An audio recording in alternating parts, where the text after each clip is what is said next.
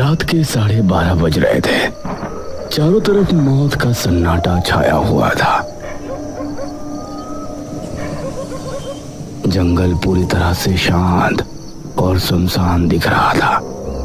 ऐसे में काला लबादा पहने एक शख्स हाथ में लालटेन लिए आगे बढ़ रहा था।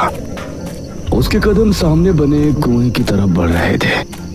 वो कुएं के करीब जाकर रुका और फिर उसने कुएं के अंदर एक पर्ची डाली।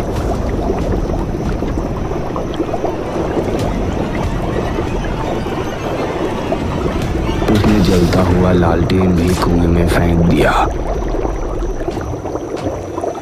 और उसके बाद तेज कदमों के साथ वहां से ऐसे भाग निकला जैसे कि अचानक कोई बड़ा खतरा वहां आ पहुंचा हो।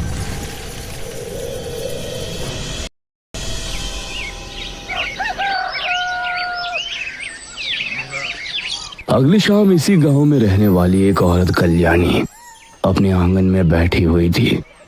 उसकी बहू आंगन में झाड़ू लगा रही थी। अरे ओ सुस्त मुर्गी, कब तक तू उसी कोने में लगी रहेगी? अब आगे बढ़कर यहाँ की भी झाड़ू लगा दे। यह सुनकर घूंघट वाली बहू चारपाई के पास आई और वहां से झाड़ू लगाने लगी और उसकी सास कल्याणी उसे देखकर मुस्कुराने लगी। उसके बाद एक काम वो बहू को बताती जा रही थी और बहू भी बेचारी काम करती जा रही थी।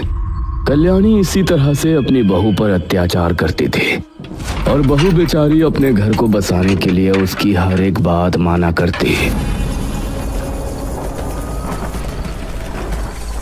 रात के समय कल्याणी अपने कमरे में सो रही थी।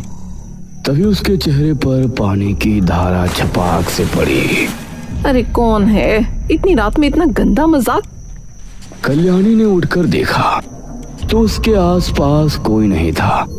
उसने देखा कि आंगन में घर के बाहर से पानी बहता आ रहा है। अरे पानी कहाँ से बहता हुआ आ रहा है? ऐसे तो पूरे बरामदे में कीचड़ हो जाएगी।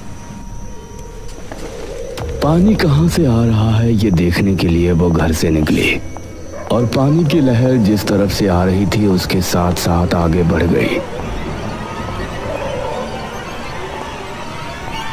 उसने कुछ कदम चलने पर ही देख लिया कि पानी की लहर जंगल की तरफ से आ रही है। तो ना जाने क्यों वो डर गई। हे भगवान! ना जाने उसे किस बात का डर हुआ। वो भागने के लिए घर की तरफ मुड़ी, लेकिन तभी किसी अदृश्य शक्ति ने उसका पैर खींचा। कोई मुझे बचाओ! कल्याणी कुएं पर पहुंची और पूरी तरह से कुएं के अंदर समा गई।